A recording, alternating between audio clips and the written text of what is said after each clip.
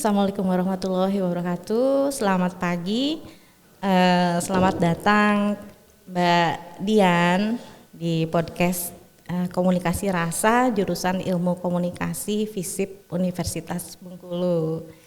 Baik Mbak Dian, apa kabar nih Mbak Dian? Baik, alhamdulillah. Terima kasih ini Teteh udah mau ngundang untuk berbagi ya. Alhamdulillah Mbak Dian, terima kasih ya kesempatan kami untuk mengundang Mbak Dian ini disambut dengan baik sama Mbak Dian sehingga Mbak Dian menyempatkan diri untuk datang ke acara kami ya. Baik, mungkin sebelumnya boleh memperkenalkan diri dulu nggak Mbak? Ya, Teteh dan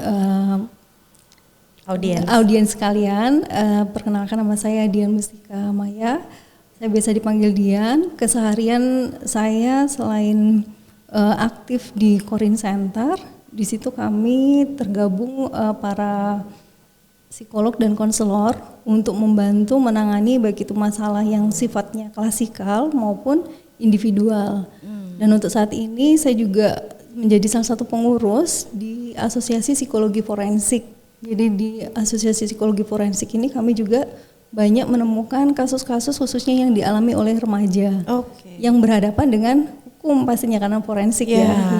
Gitu, Mbak. Oh, banyak sekali ya Mbak ya kegiatannya. Mungkin selain itu juga bocoran juga Mbak Dian ini juga akademisi ya, akademisi dari Universitas Zairin Kota Bengkulu. Oke, ini banyak sekali berarti tiap harinya Mbak Dian nih kegiatannya yang super sibuk ya. Jadi alhamdulillah banget Mbak Dian bisa menyempatkan diri untuk main-main ke podcast Komunikasi Rasa. Nah, baik Mbak Dian, mungkin sebelumnya Mbak Dian kan sudah tahu tema kita hari ini adalah tentang sikap apatis pemilih dalam perspektif psikologi komunikasi. Nah, sebagai sebagai psikolog tentu ini pakarnya banget nih ya Mbak Dian nih. Kalau misal kita kan mau menyambut pesta rakyat nih ya tahun 2024 nanti. Ini juga mungkin berkorelasi lah dengan kegiatan Mbak Dian di Korean Center karena pengembangan SDM ya dan lain-lain. Nah, tapi boleh nggak Mbak cerita sedikit karena audiens kita juga kan bukan hanya masyarakat umum tapi juga mahasiswa kita juga kan mungkin perlu pencerahan sebetulnya relevansi antara pemilihan umum dengan sikap apatis dan psikologi komunikasi itu apa sih Mbak relevansinya tuh? Ya, menarik sebenarnya ya saat kita bicara atau mengkaji tentang remaja dari perspektif psikologis itu sendiri secara internal mereka itu memang berada pada fase yang storm and stress begitu kalau kata para tokoh. Jadi mereka secara internal sendiri itu masih mencari proses pencarian jati diri. Storm badai ya. Berarti labil gitu ya. Iya, and stress gitu. Jadi badai antara penyesuaian secara fisik, fisiologis gitu. Misalnya kan ada perubahan hormon nih dari anak-anak, puber, remaja gitu ya sampai ke pemula kan itu minimal 17 tahun. Nah di situ secara fisik mereka mengalami banyak perubahan yang mereka harus beradaptasi. Misalnya kayak kalau perempuan kan ada menstruasi yang juga pasti mempengaruhi emosi gitu kan. Nah secara psikologis itu juga terjadi misalnya kayak memang secara kognitif mereka sudah memiliki kemampuan untuk bisa menganalisis, untuk bisa mengambil sebuah keputusan. Namun keputusan yang diambil oleh para remaja itu sedikit banyak dipengaruhi oleh kondisi kestabilan emosinya. Nah ini yang menarik untuk kita kaji. Kenapa? Karena emosi itu bukan hanya secara internalnya saja gitu. Faktor eksternal si remaja itu berpengaruh besar pada bagaimana si remaja tersebut menyikapi situasi emosinya gitu loh. Ya, jadi misalnya gini, yang kemarin sempat terjadi berita yang luar biasa mencengangkan gitu ya. Ada 56 siswi yang mengalami self injury. Dan itu kan bukan sesuatu yang tidak bijak menurut saya ya. Kalau misalnya kita selaku orang dewasa di sekitarannya remaja langsung menyalahkan, langsung menjustifikasi. Nah, sekarang situasinya udah berbeda nih. Karena kan mau tidak mau kondisi misalnya kayak gini di satu rumah itu kan ada 3 generasi bersamaan, ada generasi X, generasi Y, atau milenial gitu ya, dan generasi Z atau si remaja itu sendiri. Bahkan kalau misalnya sudah punya anak kecil, ada alpha juga. Nah, keempat generasi yang berinteraksi dalam situasi rumah itu kalau tidak dipahami dengan baik akan berdampak pada pola komunikasi yang tidak efektif. Nah, komunikasi yang tidak efektif itu juga akan mempengaruhi bagaimana emosi atau stabilitas si remaja itu sendiri. Oke. Nah, di situ jadi dampaknya kemana-mana ya. Kemana-mana. Bukan cuma masalah dia bisa memutuskan secara kognitif, tapi juga kematangan berpikir juga berperan ya di situ ya. Nah, menarik, ini sangat-sangat menarik ya Mbak ya. Berarti artinya di sini juga ternyata psikologi seseorang itu tentunya sangat memiliki pengaruh terhadap keputusan ya, terhadap keputusan seseorang. Ya tentunya dalam hal pemilu ini tentunya keputusan untuk memilih gitu ya. Nah, kalau gitu apakah tentu ini mungkin sangat berkaitan dong, kok tadi Mbak Dian bilang 56 remaja sempat melakukan self injury. Artinya kan hurting self ya. Dia menyakiti dirinya sendiri. Kadang kita ngejudge mungkin anak sekarang tuh generasi strawberry lah gitu. Padahal mungkin sikonnya itu beda sama sikon kita yang generasi X, Y alami waktu masa remaja dulu gitu ya. Sikonnya sudah berbeda gitu. Sikonnya berbeda Teteh. Jadi sikon yang berbeda itu tidak dipahami oleh semua orang tua. Dan yang ada situasi maupun si orang tua sendiri tanpa tidak sadar itu banyak mempressure si remaja, sehingga banyak remaja yang pada akhirnya lari gitu. Lari maksudnya tidak mau ambil pusing gitu, tidak memilih untuk bersikap apatis mungkin salah satunya gitu. Salah satunya itu ya. Apatis itu sebetulnya apa sih Mbak? Apatis itu kan sikap yang tidak mau ambil pusing gitu ya, nggak mau tahu gitu terhadap situasi dan mereka hanya fokus sama dirinya sendiri gitu. Situasi remajanya sendiri secara tugas perkembangan itu memang sudah fasenya mereka sedang mencari siapa sih aku gitu, mencari sibuk dengan dirinya sendiri, mencari interaksi secara yang lawan jenis yang lebih intens lagi gitu, sehingga banyak juga pada akhirnya yang dengan minimnya arahan dan bimbingan tadi, remaja-remaja yang terjebak dalam hubungan yang kayak yang toksik gitu ya, mungkin sampai terjadi kekerasan. Kami di sisi itu juga tidak sedikit gitu ya menerima baik itu klien-klien secara pribadi maupun dikirim oleh pihak sekolah. Pihak sekolah yang meminta kami untuk bisa membantu menyelesaikan. Yang kemarin juga sempat kami tangani saat itu ada remaja, jadi dia tuh sebenarnya potensial banget ya, tapi karena berada di lingkungan yang kurang mendukung, dia sendiri merasa bingung harus kayak apa. Kondisi di rumahnya dia ada lengkap, ada bapak, ada ibu, ada kakak laki-laki dan klien, klien perempuan, dua anak. Ya, dan saat ini saat ke sisi klien tersebut sedang kuliah di semester 4 kalau nggak salah di salah satu kampus swasta di Bengkulu. Nah kemudian klien menceritakan bahwa bingung, saya tuh harus gimana ibu, begitu dia bilang, saya tuh nggak tahu harus kayak apa, rasanya tuh dunia ini udah kayak kiamat karena saya nggak tahu harus ngomongnya sama siapa. Ayah sama ibu setiap hari tuh rasanya bertengkar. Bapak baru aja di PHK. Saat itu awal-awal COVID. Nah, jadi kan memang banyak yang pemutusan hubungan kerja gitu ya. Orang dewasa aja udah stres ya Mbak ya.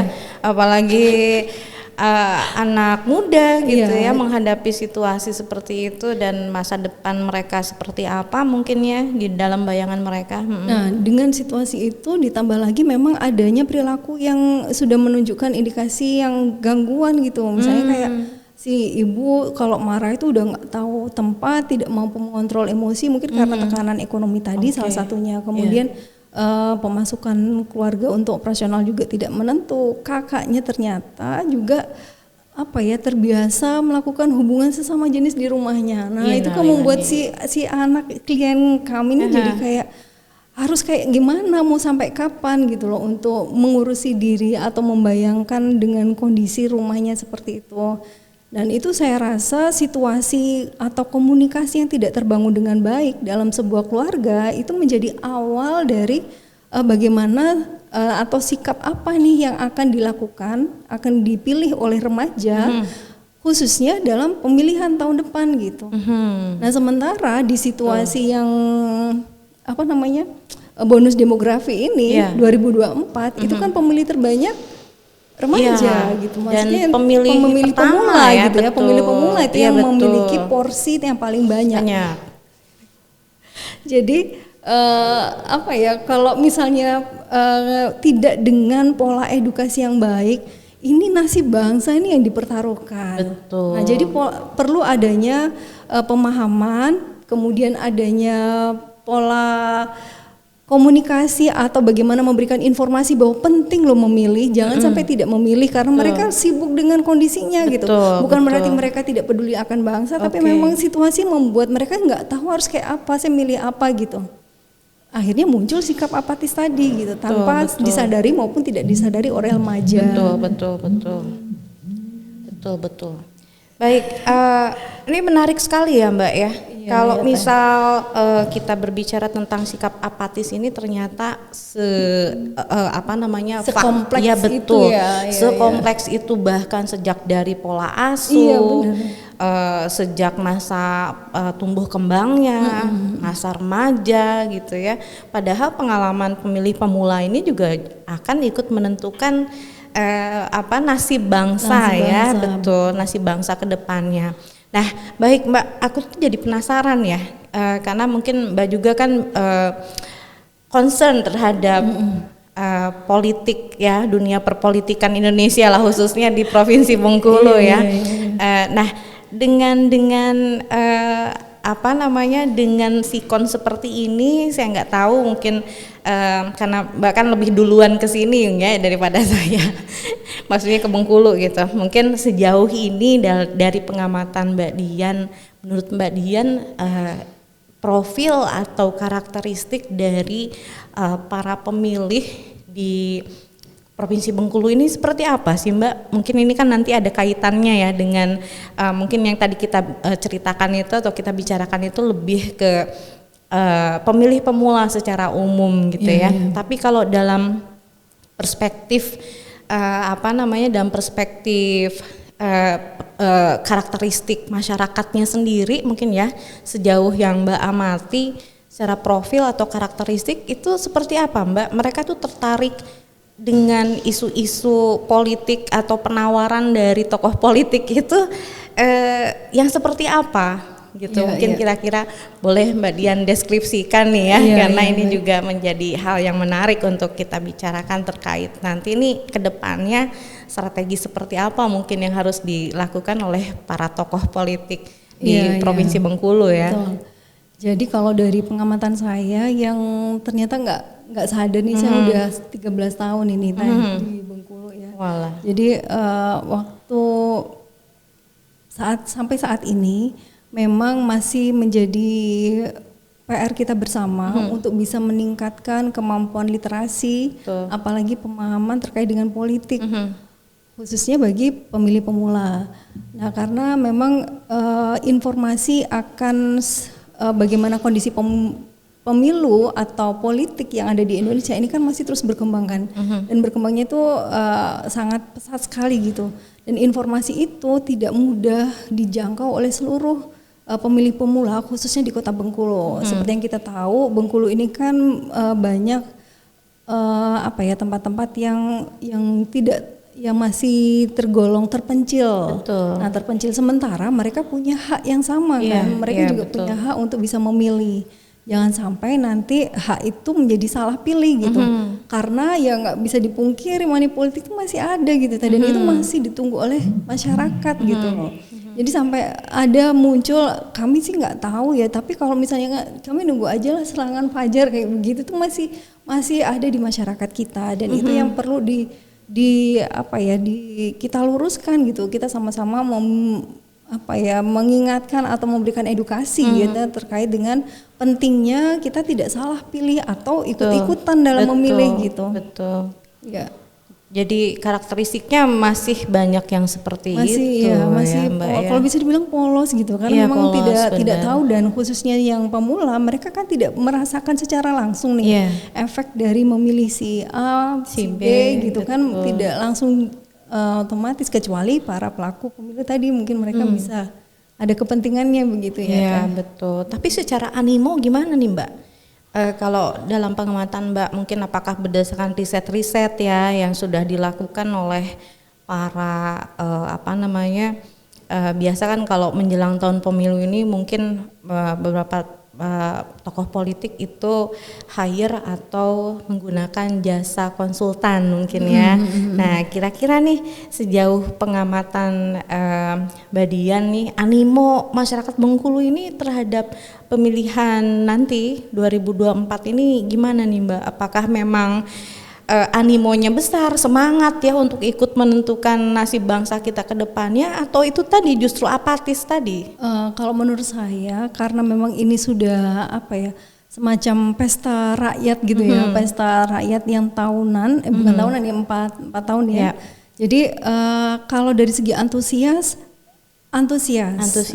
untuk datang memilih. Betul. Hanya apakah yang dipilih itu berdasarkan analisis pribadi khususnya dari perspektifnya si pemilih pemula. Nah itu yang masih menjadi perlu untuk sama-sama sampai ke 2024 untuk kita memberikan edukasi yang secara utuh tentang mana yang terbaik lah untuk bangsa kita ke depannya gitu. Oke, jadi kalau secara animo tadi sebetulnya semangat ya. Semangat, tapi apakah itu memang berasal dari dirinya ya kembali ke masing-masing. Terus ini juga sosial media. Nah, kalau remaja itu kan tidak lepas dari sosial media gitu ya. Betul. Saat banyak pemberitaan yang tidak benar di sosial media, itu juga akan mempengaruhi perspektifnya si remaja itu sendiri. Oke. Nah kalau misalnya remaja sendiri apatis atau enggaknya gitu ya, apakah itu tadi karena kata Mbak Dian, karena kan pemilih pemula ini belum merasakan secara langsung dampak-dampak dari orang yang dipilihnya itu kemudian akan ikut mensejahterakan kehidupan saya atau enggak gitu kan. Itu mungkin tadi ya karena mungkin karena tingkat kematangan berpikir juga belum ada gitu. Tadi secara kognitif sih sudah ada mungkin ya pengetahuan, tetapi apakah sudah matang atau tidak untuk prosesnya kita masih itu ya, masih dikatakan labil tadi ya.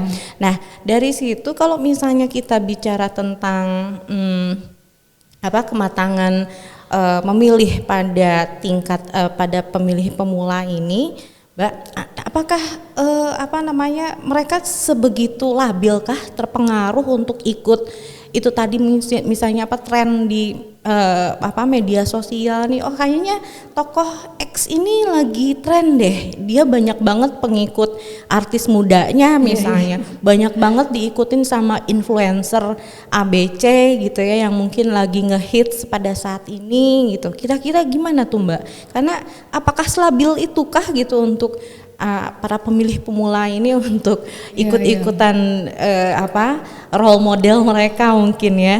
Oke, jadi sejauh mana tingkat kelabilan gitu ya Taya? Iya betul. Jadi kalau itu dikembalikan ke masing-masing. Tapi kalau secara umum bisa dikategorikan ya karena dari segi karakteristiknya remajanya memungkinkan mereka memang besar pada sekedar ikut-ikutan tadi, ikut komunitasnya atau gengsnya atau kawan dekatnya gitu. Dan di sini juga terlihat bagaimana kemampuan atau pola komunikasi yang dibangun dalam keluarga. Jadi kembali memang pendidikan yang paling baik itu kan dari keluarga gitu ya Teh. Nah, kalau di keluarga tersebut terbiasa untuk melakukan diskusi secara demokratis, misalnya kan memungkinkan nih si bapak punya pilihan yang berbeda gitu betul. kan. Nah itu akan membuka wacana bagi remaja untuk bisa punya pilihan sendiri gitu. Tapi kalau misalnya dari awal pola asuhnya sangat otoriter, dan itu akan membentuk pola pikir yang pada akhirnya mempengaruhi keputusan yang akan diambil oleh remaja tersebut gitu teh. Iya betul. Itu kok jadi ini ya Mbak, aku jadi keinget zaman aku memilih pemula. Karena kan kalau dulu kan pilihannya nggak sebanyak sekarang, media sosial juga nggak semasif sekarang gitu. Jadi betul banget Mbak, kadang kita tuh ngikut apa yang kepala keluarga ikuti gitu ya. Jadinya satu keluarga itu jadi kayak fanatik pada partai politik tertentu. Itu kejadian banget Mbak pada masa saya. Pada masa saya ya. Sekarang juga itu terjadi. Itu masih ya, masih terjadi. Oke. Ya hanya kembali karena kan memang perubahan situasi dan zaman akhirnya membuat sekarang ini sudah struktur keluarga itu menjadi berbeda itu teh. Kalau sekarang itu menjadi hal yang biasa aja sih kalau single parent gitu kan teh. Padahal kehilangan seorang figur itu besar juga pengaruhnya terkait dengan perkembangan emosinya remaja gitu. Saat proses perkembangan misalnya kalau kita pakai kacamata psikologi nih teh, itu kedua orang tua itu punya figur yang punya peran khususnya dalam pemenuhan kelekatan. Nah kelekatan ini adalah salah satu kebutuhan psikologis yang sangat penting dan besar pengaruhnya terkait dengan kompetensi yang berikutnya akan tumbuh dalam diri seseorang gitu teh ya. Kelekatan itu ada 3 teh. Jadi ada secure attachment, kemudian ada insecure attachment dan ambivalent attachment. Jadi insecure attachment itu kalau orang tuanya atau figur lekatnya itu mampu memberikan meyakinkan pada anak kalau ibu sayang kamu nak gitu, itu ada untuk kamu dan itu tidak harus ibu gitu ya. Figur lekat itu bisa ayahnya juga. Bisa ayah juga gitu. Bahkan ada penelitian tentang kelekatan ayah terhadap anak. Menariknya nih teh, jadi kalau anak sama ayah itu sering digosok punggungnya, simpel banget teh. Padahal cuma digosok-gosok punggungnya oleh ayah, itu ternyata terbukti bisa meningkatkan kecerdasan anak. Oh gitu. Kok aku jadi kayak ini ya nonton drama Korea. Ada itu. Kenapa kalau anak laki-laki mandi di sauna, kalau mereka punya seperti itu ya. Ada gerakan-gerakan menggosok punggung gitu ya. Ada itu kalau ya kaitannya. Kita udah punya putra. Oh belum kebetulan. Putra orang banyak. Jadi itu pentingnya gitu ya, ayah, ibu punya peran yang penting. Nah kalau ibu dekat sama anak itu akan meningkatkan kemampuan sosial anak. Jadi fenomena bukan berarti saya kan kita semua nggak ada yang bisa memilih punya situasi yang single parent gitu kan. Betul. Nah kalau itu yang terjadi bukan berarti si anak bakalan tumbuh dengan tidak maksimal, tidak juga. Kembali bagaimana si orang tua tadi mampu memenuhi atau mengidentifikasi nih teh kebutuhan apa sih yang paling anak saya butuhkan dan bagaimana si figur lekat atau orang tua tersebut mampu memenuhinya gitu. Oke, tadi baru secure attachment ya. Oh iya. Nah, kemudian tadi yang faktor yang kedua itu yang insecure attachment. Insecure attachment ini adalah satu pola atau perilaku ini kenapa? Dikeatasin aja. Udah maaf. Baik, insecure attachment itu adalah di mana orang tua tidak tampil sebagai figur yang melindungi si anak, sebagai figur yang bisa menjaga dan memenuhi kebutuhan anak. Yang ada justru anak jadi takut sama orang tuanya. Mungkin kalau sekarang memang nggak ada sih teh. Kalau mungkin zaman dulu mungkin ya karena memang generasi X, Y sama Z itu ternyata terlihat nih pola pengasuhannya itu beda nih teh. Pola X ke Y itu keras ya. Nah, X ke Y keras. Kenapa? Karena karakter X itu mereka dididik oleh baby boom. Baby boom itu yang memang sudah yang straight banget gitu ya. Kolot ya. Iya, sehingga si X dengan Y masih menerapkan pola yang lama. Tapi Y ke Z itu udah berbeda ya, gitu. Sudah ada pemikiran jangan sampai anak saya mengalami apa yang saya alami gitu kan. Biasanya ya seperti itu kayak umuran-umuran kita ini. Bukan saya kali ya. Ini ya benar-benar kita seumuran. Lebih muda. Oke, oh gitu ya. Balik lagi ke ini ya, insecure attachment ini ternyata berpengaruh pada bagaimana si anak menilai atau menilai lingkungan sosialnya.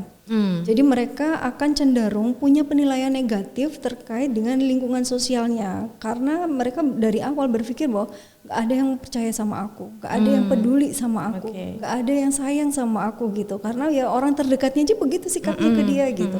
Dan itu yang akan dia bawa saat dia keluar rumah, misalnya ke sekolah, kemudian ke lingkungan masyarakat. Perilakunya juga cenderung negatif karena sudah berpikir bahwa nggak ada yang peduli sama aku. Sebelum daripada aku dimarahin orang, mending aku marah duluan gitu. Daripada aku dijahatin, aku duluan. Oke, berarti ini juga bisa berhubungan dengan sikap apatis tadi ya? Ya, cara berpikirnya tadi kan. Betul. Ya. Jadi nggak peduli nggak gitu. Peduli, betul. Karena kalau saya berbuat sesuatu, toh saya juga bakal dimarahin atau disalahin gitu. Mending nggak peduli sama sekali. Gitu. Oh iya Mbak. Ini juga ya kompleks bener. Kompleks karena kan memang proses berpikir kan nggak hanya tiba-tiba gitu kan. Dan itu kan dimulai dari nol sampai sekarang. Berkelanjutan terus ya. Dan berkelanjutan. Lingkungan, tingkat pendidikan itu juga akan mempengaruhi bagaimana cara berpikir seseorang. Gitu. Tentunya. Dan konsep yang terakhir itu tadi yang apa Mbak? Terakhir tadi ambivalent attachment. Ambivalent attachment itu adalah perilaku di mana figur lekat itu tidak menunjukkan secara konsisten perilakunya. Kadang sayang, kadang marah-marah, kadang secure, kadang insecure kayak gitu. Labil juga ya. Jadi parenting yang labil itu ya. Apa tuh? Parenting yang labil. Iya benar. Oke. Jadi parenting yang labil mungkin begitu istilah barunya. Istilah barunya. Kita bikin aja. Ya, orang tua yang tidak menunjukkan secara konsisten sikapnya itu juga akan mempengaruhi bagaimana cara berpikir si anak terkait dengan lingkungannya gitu. Jadi dia akan bersikap ya cenderung tidak mudah percaya juga sama. Ya labil juga ya jadinya. Jadi mungkin maju mundur gitu kalau mau ngambil keputusan gitu, nggak ajeg gitu ya prinsip atau pendiriannya. Takut atau sebaliknya dia akan sangat dependent karena kebutuhan akan disayangnya sangat minim atau kurang menurutnya sehingga dia mencarikan itu. Dan orang dengan karakteristik ini sangat rentan akan berada pada situasi yang membahayakan. Misalnya terjebak dalam toxic relationship. Nah, karena dia merasa bahwa cuma dia kok yang ngerti aku. Sebergantung itu. Sebergantung itu. Karena dia ngikut-ngikut juga. Aku milih apa? Aku milih si A. Ya udah aku ngikut aja si A gitu. Betul. Itu yang akan toxic relationship itu maksudnya kan tidak harus selalu dalam hubungan asmara aja kan. Termasuk ke orang tua juga kan. Toksik juga ya kalau lama-lama sampai tua. Masa kan namanya manusia tidak akan hidup selamanya Mbak ya. Artinya kalau kehilangan sosok atau kehilangan role modelnya, dia bisa jatuh sebegitunya Mbak ya. Ini juga ya bahaya juga. Bukan cuma ikut-ikutan, tapi karena rasa kebergantungan itu sebegitu besar, maka dia sulit untuk mandiri. Oke, menarik sekali Mbak. Ini karena kaitannya dengan pemilih pemula ini, berarti tadi yang 3 aspek tadi tuh ikut ini Mbak ya, ikut mempengaruhi, ikut berpengaruh terhadap sikap yang kemudian ditunjukkan oleh si pemilih pemula. Apakah dia berani memutuskan sendiri atau mungkin kalau pola asuh di keluarganya itu demokratis membuka diskusi dan juga mungkin tidak menutup kemungkinan kalau pola asuhnya secure kayak gitu, bisa jadi pilihan orang tua itu bisa jadi berbeda dengan anaknya. Bisa jadi seperti itu Mbak ya. Bisa jadi ya.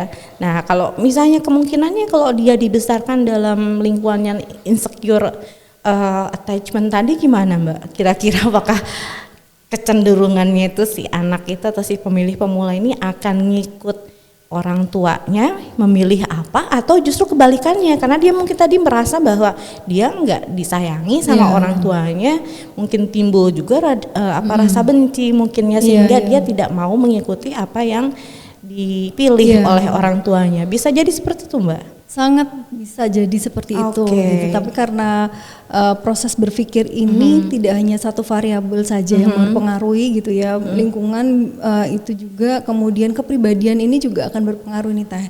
Kemudian tingkat intelijensi jadi masing-masing orang even dalam situasi yang sama, insecure atau berada di situasi yang tidak menyenangkan tadi, belum tentu pada akhirnya hanya mengikut saja gitu. Jadi kembali ke pribadi masing-masing. Tapi itu juga menjadi yang harus kita perhatikan, khususnya saat memberikan edukasi pada para pemilih pemula gitu. Nah, berkaitan dengan edukasi bagi para pemilih pemula ini, lantas bentuk edukasi yang seperti apa, Mbak, yang istilahnya ideal lah gitu ya. Ideal bentuknya itu agar pemilih itu betul-betul memilih pertama mungkin tadi menghilangkan sikap apatisnya tadi ya, karena dampaknya tentu besar ya pada kelangsungan kehidupan berbangsa dan bernegara kita gitu. Nah, yang kedua mungkin edukasi yang seperti apa yang kemudian membuat mereka itu memiliki tingkat kematangan berpikir yang baik untuk memilih calon-calon yang memang dalam perspektif mereka ya, tentunya ini adalah seorang pemimpin yang bisa saya percaya, yang akan membawa kemajuan bagi bangsa dan negara kita, dan seterusnya. Gimana tuh Mbak, bentuk edukasi yang seperti apa? Edukasi yang menurut saya baik nih ya, yang harus dilakukan oleh para penyelenggara maupun pihak-pihak terkait untuk yang terjun langsung dalam pemilu tersebut.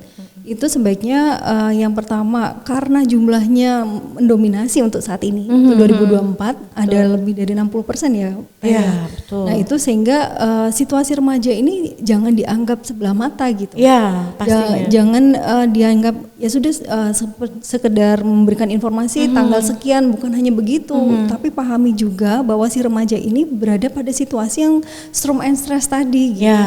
Mereka sebenarnya ada antusias untuk bisa memberikan sumbangsi suara, cuma saat ini minimnya literasi yang ada karena situasinya mereka membuat akhirnya mereka cenderung ikut-ngikut gitu. Jadi bentuk edukasinya, perhatikan kondisi psikologisnya, kemudian mungkin dia sering untuk ke sekolah-sekolah gitu kali ya, karena kan memang targetnya itu kan pemilih pemula nih. Jadi ke sekolah-sekolah, boleh mungkin dengan seperti ini podcast, karena kan mereka lebih familiar dengan media massa gitu kan. Betul, dengan media-media baru seperti ini ya. Kalau misalnya kayak gitu, kan gini Mbak, sekarang kan politik itu katanya tidak masuk ranah pendidikan ya, walau alam. Katanya kan begitu. Gimana kira-kira para tokoh politik ini bisa menjangkau konstituen para pemilih pemula ini, karena ranah pendidikan itu seharusnya bebas dari politik, harus netral gitu ya Teh. Betul.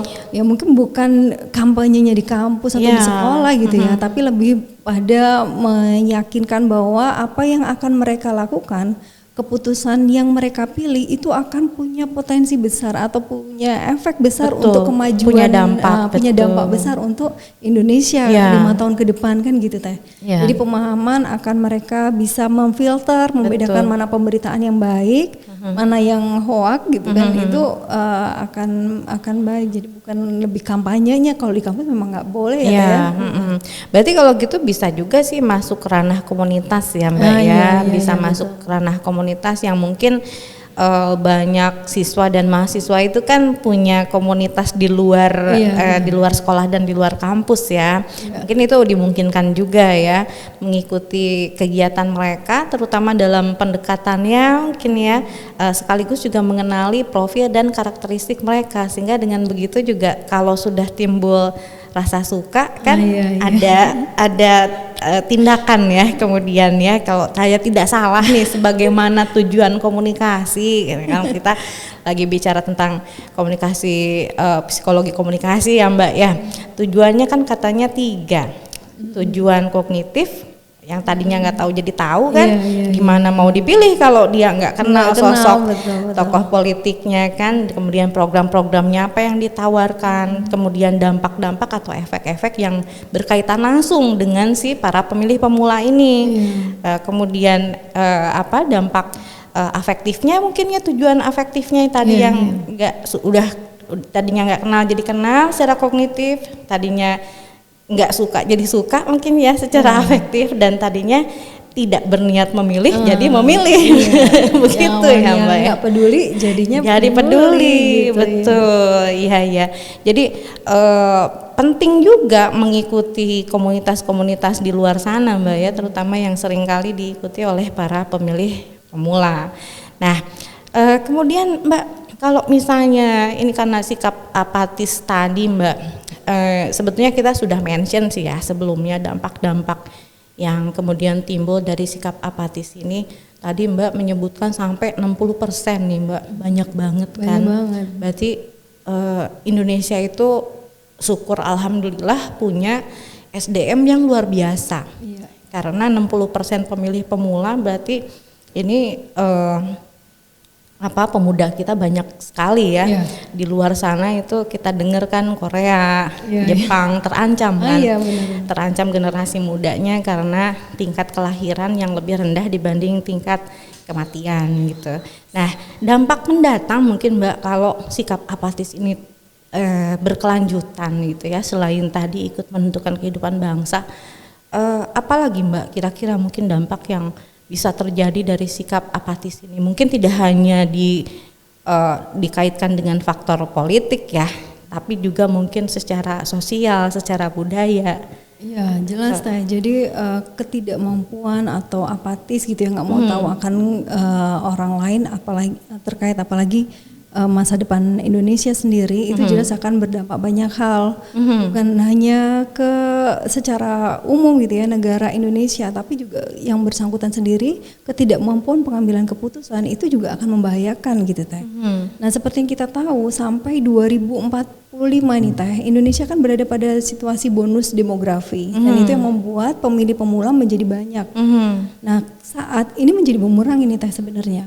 Kalau bonus demografi tidak dimanfaatkan dengan baik dengan mengedukasi atau membuat meningkatkan SDM yang usia produktif itu lebih baik, justru sebaliknya nanti setelah 2045 jadi beban. Yang sekarang 10 orang aktif, 10 orang produktif menanggung satu lansia gitu ya. Satu orang yang tidak produktif. Yang tidak produktif itu mulai dari 0 sampai masih anak sampai lansia. Itu kan yang usia-usia tidak produktif. Nah sekarang ringan karena satu orang ditanggung 10. Betul. Tapi kalau 2024 tidak dipersiapkan, yang terjadi sebaliknya. Satu orang produktif menanggung 10 orang yang tidak produktif. Nah itu kan menjadi. Nah sekarang kita secara umum situasinya memang kalau nggak gandengan tangan itu nggak bisa itu Teh, nggak bisa sendiri-sendiri, kita harus secara bersama-sama gitu ya, punya kesadaran penuh untuk bisa saling memberikan apa yang bisa kita berikan. Misalnya kalau sekarang nih kita selaku pendidik bisa berbagi ilmu, ya kita berbagi ilmu semampu kita yang real gitu. Kalau kita mimpi untuk merubah dunia tapi kita terus berpikir yang besar, kita mulai yang kecil-kecil aja, itu akan memungkinkan. Ada misalnya ada ponakan atau tetangga yang masih berada pada situasi yang labil tadi. Nah kita bantu untuk mengidentifikasi sebenarnya apa sih yang kebutuhannya, kebutuhannya itu apa. Nah itu yang hal-hal seperti itu akan insya Allah berdampak untuk bisa nanti mereka mempengaruhi temannya lagi, temannya kayak gitu. Berharap ya nanti akan melahirkan generasi yang lebih baik lagi gitu. Oke, jadi apatis itu juga bisa istilahnya untuk menghilangkan sikap apatis itu memang juga harus perlu latihan ya, perlu pembiasaan benar. Dalam kehidupan kita sehari-hari, karena menghidupkan rasa perikemanusiaan kita juga ya tadi ya, caring each other gitu, seperti itu tadi yang Mbak Dian bilang bergandengan tangan itu memang harus dilakukan. Oke Mbak, kalau gitu itu tugas kita sebagai akademisi ini luar biasa Mbak ya. Ternyata bukan kewajibannya bukan hanya untuk ke anak kita sendiri, betul. tapi juga ikut berkontribusi untuk mendidik siswa dan mahasiswa kita ya. Salah satunya mungkin bisa dalam edukasi yang tiap hari kita berikan lah ya, apalagi mungkin dalam bentuk-bentuk praktikum gitu ya, bentuk-bentuk praktikum yang berkaitan dengan dunia sosial kita gitu ya. Oke, nah dengan demikian Mbak, kalau misalnya apatis ini bisa dilakukan dengan cara bertahap seperti itu, berarti tidak bisa mulai tiba-tiba ya? Ya, nggak bisa mulai tiba-tiba. Karena gini Teh, hati itu hanya bisa tersentuh oleh hati. Mirisnya dalam, nih Teh, mirisnya bukan mirisnya, ya PR bersama lah Teh. Jadi pendidikan, wajah pendidikan di Indonesia ini kan tidak semuanya mendidik pakai hati. Ada yang figur-figur guru yang luar biasa Teh. Kami tuh juga kalau melihat di lapangan itu Teh, guru honorer misalnya Teh. Nah, siapa yang memperjuangkan guru honorer? Sementara mereka langsung yang bersentuhan dengan anak-anak yang tadi misalnya minim akan sentuhan, minim akan kebutuhan-kebutuhan psikologis yang di rumahnya. Karena memang di rumahnya kondisinya tidak memungkinkan, orang tuanya sibuk kah, atau orang tuanya ribut atau bagaimana gitu situasi di rumah, sehingga guru adalah figur yang mampu memenuhi kebutuhan psikologis. Nah, saat figur itu ada, insya Allah kan bisa terputuslah mata rantai itu gitu kan, untuk berpeluang untuk menjadi lebih baik lagi generasinya. Nah, kalau misalnya mengajarnya hanya orientasi uang ya seperti jangankan guru honorer ya Teh. Ya, betul. Iya, jadi curhat ya.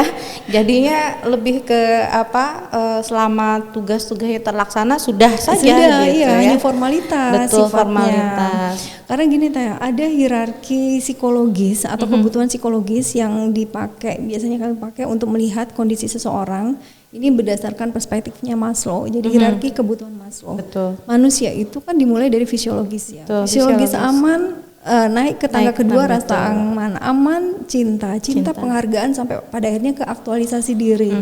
Nah, yang bisa menggandeng itu semua kan nggak semuanya bisa tahu nih. Karena itu kan nggak berkorelasi dengan usia gitu kan Teh. Jadi usia berapapun bisa seseorang mencapai tingkat aktualisasi diri gitu. Jadi dan tahapannya juga bisa jadi acak ya Mbak ya? Iya benar, bisa jadi dari tertinggi turun lagi, nggak stay di satu tangga aja gitu. Karena lingkungan juga mempengaruhi gitu, kondisi internalnya juga mempengaruhi gitu. Jadi karena begitu kompleks, banyak kayak solusinya ya gandengan tangan tadi, saling aware gitu ya, saling bisa peduli dan saling memberikan masukan apa yang bisa kita berikan gitu. Oke, berarti sesimpel itu sebenarnya. Sesimpel itu ya, tapi ketika melakukannya kalau kita melakukannya itu begitu begitu banyak tugas-tugas administratif mungkin jadi curcol. Sehingga untuk memberikan pelayanan sepenuh hati itu kadang bukan nggak mau, tetapi karena keterbatasan waktu, keterbatasan tenaga ya, keterbatasan perhatian kita juga yang sebegitu banyak harus dibagi kemana-mana gitu ya, jadi exhausted gitu ya, hasilnya kecapean sendiri jadi curcol nih Mbak. Tapi anyway nih Mbak, kalau misalnya tadi berarti artinya gini ya, untuk menghilangkan sikap apatis itu kita harus mulai dari memberikan hati tadi ya. Jadi ya istilahnya kalau kasarnya itu mancing duit dengan duit gitu, mancing ketidakapatisan dengan ketidakapatisan lagi atau dengan perhatian begitu ya. Artinya yang sikap tidak apatis itu jangan sampai dibalas dengan sikap yang sama juga gitu. Karena yang sekarang terjadi itu malah kebalikan ya. Maksudnya kita juga orang dewasa juga seringkali dengan banyaknya beban pekerjaan dan lain-lain bersikap apatis juga terhadap anak-anak kita. Itu tadi salah satunya udahlah, orang kamu juga nggak mikirin, nggak mau nolong diri sendiri, ngapain kita juga harus nolong, atau ngapain kita juga harus, jadi seharusnya tidak bersikap seperti itu ya sebagai orang dewasa ya. Nah, sebagai orang dewasa yang tentunya lebih lebih secara usia juga sudah lebih senior mungkin, dan juga kematangan berpikir juga seharusnya ya beriringan sejalan dengan tingkat usia kita, walaupun tidak selalu ya Mbak ya, tapi kan idealnya seperti itu. Lantas nih sebagai orang dewasa, siapapun itu, bukan harus selalu orang tua gitu, tapi mungkin kita juga yang punya sanak saudara, ponakan atau siapapun itu yang ada di lingkungan kita, seperti kita yang ada di akademisi ini, tentu kita selalu bersentuhan dengan mahasiswa-mahasiswi ya, selalu ketemu mereka tiap hari. Apa sikap kita sebagai orang dewasa yang kemudian seharusnya diperlihatkan untuk menghilangkan sikap apatis tadi nih, selain dengan tindakan-tindakan yang tidak dilawan dengan sikap apatis tadi, sikap yang sama gitu? Kalau menurut saya nih Teh, jadi saat berhadapan dengan siapapun yang namanya manusia, itu memang jurus jitu yang bisa kita lakukan adalah menjadi pendengar aktif Teh. Bahasa tubuh, gestur gitu ya, pertama kali kita ketemu sama seseorang itu menunjukkan banyak hal nih yang terjadi pada yang bersangkutan gitu Teh.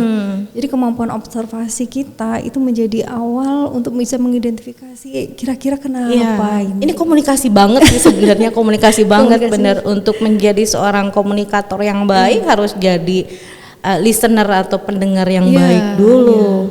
Lanjut Mbak. Nah terkadang siapapun orangnya yang kita bisa anggap bermasalah itu atau menunjukkan perilaku yang cenderung bermasalah, itu tidak selalu membutuhkan solusi gitu Teh.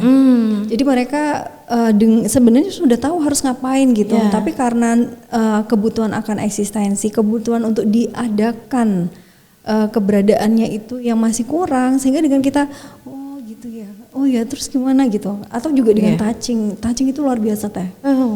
Baik. Sentuhan. Ibu ngerti apa yang kamu rasakan, itu luar biasa, langsung kena buka semuanya sampai berani telanjang gitu, maksudnya telanjang itu membuka semua aib-aib yang selama ini dia pendam sendirian gitu Teh. Dia berusaha mencari solusi dan menganggap nggak punya tempat untuk mengadu, itu langsung beruraian semuanya gitu.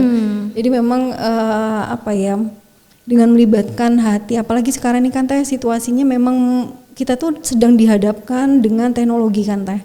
AI udah masuk AI masuk bukan berarti kita harus anti, tapi memang gimana justru keberadaannya ya kita bisa beradaptasi ya dengan itu, dengan situasi kecanggihan teknologi yang ada. Proses pembelajaran daring itu kan efeknya banyak Teh. Yang kemarin semuanya di level pendidikan, baik itu mulai TK, SD karena pandemi kan Teh. Dan itu kan berdampak pada kualitas yang sekarang nih, kualitas pemilih yang sekarang nih, pemilih pemula gitu. Pemilih pemula, kemampuan sosialnya, kemampuan termasuk tingkat kepedulian. Nah, itu kan juga akan sempat hilang berarti ya selama 2 tahun ya, selama 2 tahun pandemi ini. Berarti tadi mungkin apatisme itu jadi tumbuh mungkin karena kurangnya interaksi sosial ya selama masa pandemi. Lanjut Mbak, gimana tadi Mbak? Apa sudah sampai di situ? Jadi kalau misalnya menghilangkan atau gimana sih caranya supaya para pemilih pemula atau remaja gitu ya tidak memiliki tingkat apatis. Berarti lingkungan dulu, kalau itu tidak lingkungan di sekitaran kita yang meyakinkan bahwa si remaja dengan pemikiran yang negatif tadi direduksi sendiri gitu, tereduksi dengan secara alamiah karena tidak terbukti nih apa yang aku pikirkan gitu. Kalau ternyata aku banyak kok yang peduli sama saya gitu, bahwa ternyata apa yang aku lakukan itu ternyata penting gitu buat orang lain gitu. Jadi itu ya Mbak ya, mungkin itu juga bisa menjadi suatu kesimpulan Mbak ya, suatu kesimpulan dari pembicaraan kita hari ini yang menarik di pagi hari yang cerah di Kota Bengkulu ini. Mbak, terima kasih Mbak Dian sudah memberikan pencerahan ya mengenai tema kita hari ini yang luar biasa mengenai sikap apatis pemilih, terutama pemilih pemula dalam perspektif psikologi komunikasi. Jadi mungkin mari kita bersama-sama untuk mengurangi sikap apatis generasi muda sekarang ini dengan kita sendiri sebagai orang dewasa bersikap untuk tidak apatis juga terhadap terhadap aspirasi mereka. Itu mungkin Mbak Dian Mustika Maya, Sarjana Psikologi MA. Terima kasih atas kehadirannya Mbak ya di Lab Multimedia FISIP Universitas Bengkulu. Kami dari jurusan Ilmu Komunikasi FISIP Universitas Bengkulu menghaturkan terima kasih Mbak atas kehadirannya. Mudah-mudahan kita bisa berkolaborasi lagi di lain kesempatan Mbak. Sehat-sehat Mbak ya. Siap, Teh. Wassalamualaikum warahmatullahi wabarakatuh. Waalaikumsalam warahmatullahi wabarakatuh.